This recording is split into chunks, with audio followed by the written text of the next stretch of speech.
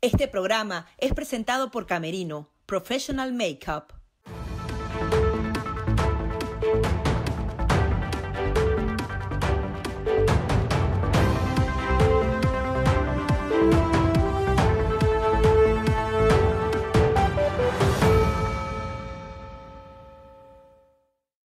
Bienvenidos una vez más a su programa Perspectivas. Yo soy Gaby Peroso. En esta ocasión tengo el privilegio de presentar la siguiente entrevista con Gustavo Tovar, quien es escritor y director del documental Chavismo, la peste del siglo XXI, un poderoso mensaje que resume lo que ha ocurrido en los últimos 20 años en Venezuela, cómo llegó el chavismo al poder y cómo ha devastado a esta nación y a otras naciones del mundo. Ha sido subtitulado al inglés, así que disfruten de la siguiente entrevista con Gustavo Tovar.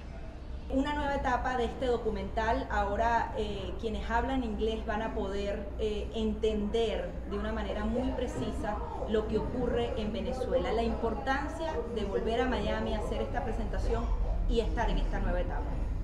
Sí, yo creo que el inglés se ha convertido en un idioma universal y va a permitir no solo al angloparlante conocer de manera directa el drama venezolano, sino también a otras culturas que se acercan a este tipo de experiencias a través del idioma inglés. Entonces yo creo que en efecto es una gran oportunidad para que todavía se profundice aún más la conciencia sobre el horror que ha vivido Venezuela durante estos años.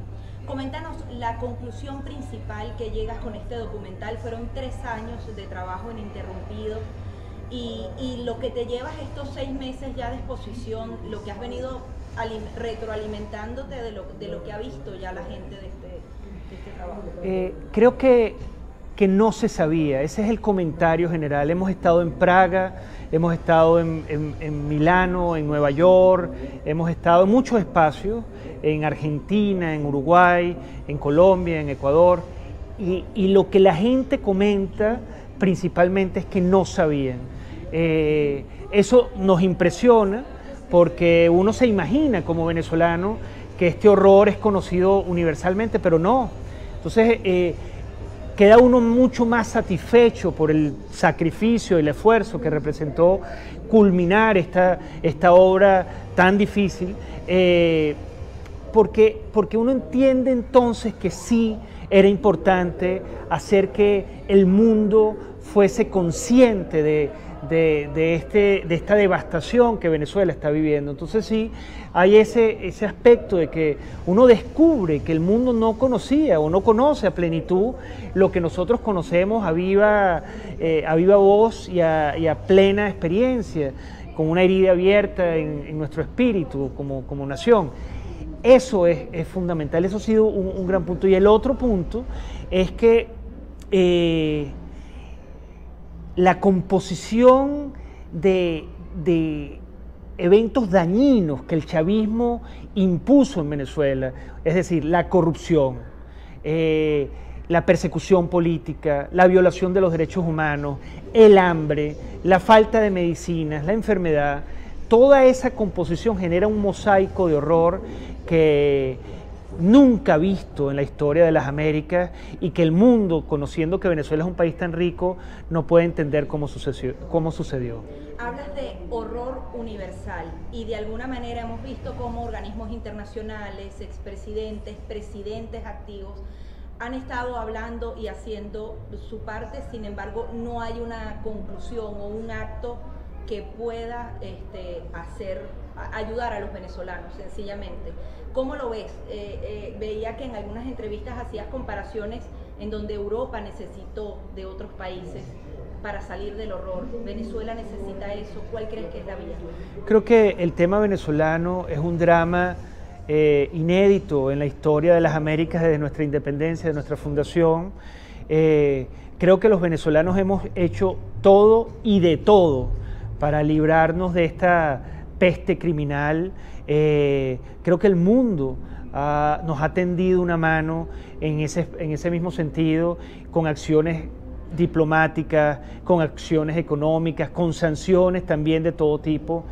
Creo que, lamentándolo mucho, y lo digo con mucha sensibilidad y conmovido, el paso que sigue en Venezuela es una intervención humanitaria que implique una persecución más ejecutiva y fuerte, incluso militar, contra estos criminales que se han instalado en el poder. Sin duda alguna, creo que si siguen en el poder, el problema, el dilema que están causando, el dilema social que están causando en América Latina, creo que es insalvable, con el gran éxodo de venezolanos, que por ejemplo en el caso de Ecuador, que donde recientemente estuve, me enteré que los venezolanos han llegado con enfermedades que el sistema de salud pública ecuatoriano había erradicado hace 50 años. Entonces, creo que, lamentándolo mucho, se necesita no solo voluntad, sino también una gran madurez política para entender que la única manera de solucionar este terrible drama es erradicando a los criminales del poder en Venezuela. Más allá de escritor intelectual, eres activista. ¿Cómo hacerle entender a los activistas de derechos humanos que es necesario dar un paso más allá? Porque siempre se sienten celosos los que defienden los derechos humanos de no hablar de intervención, porque es delicado y porque de alguna manera va en contra de lo básico. No, yo creo que la historia nos ha educado suficientemente bien como para entender que las grandes naciones que hoy admiramos, en las que hoy vivimos, fueron fundadas en la mayoría de los casos por acciones militares o violentas. Los Estados Unidos, la democracia más admirada del mundo, fue fundado a través de hechos, lamentablemente, pero es así, a través de hechos vinculados con la acción de las armas. Cuando este tipo de situaciones tan criminales, tan devastadoras, ruinosas de países completos ocurren, sin duda alguna, la intervención militar a veces se hace indispensable. En el caso venezolano, como en el caso alemán, como en el caso yugoslavo y como muchos otros casos, como el reciente caso de Afganistán, creo que los activistas de derechos humanos tienen que entender que una acción militar probablemente vaya a generar mucho más bienestar, mucho más resguardo y protección de los derechos humanos que el no hacerla.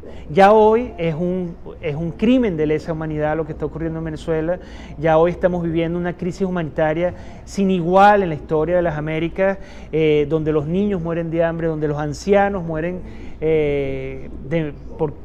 enfermos con una infección o sin medicina, donde la población es perseguida, encarcelada.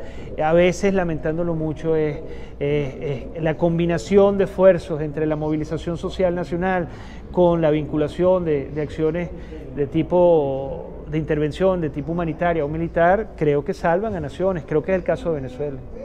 Hablabas de que el documental era una alerta para que las demás naciones del mundo, los pueblos, entendieran hasta dónde llega una ideología y un proceso tan viciado como este. Quería que nos analizaras, en principio, el cambio que existe actualmente en Colombia, en Argentina, en Brasil, y por otro lado, el peligro que está ahí latente en países como México y España. Yo creo que el chavismo es la reunión de los peores males que las sociedades posmodernas ha conocido. Es decir, el socialismo es un compendio fatal de corrupción, narcotráfico, tiranía,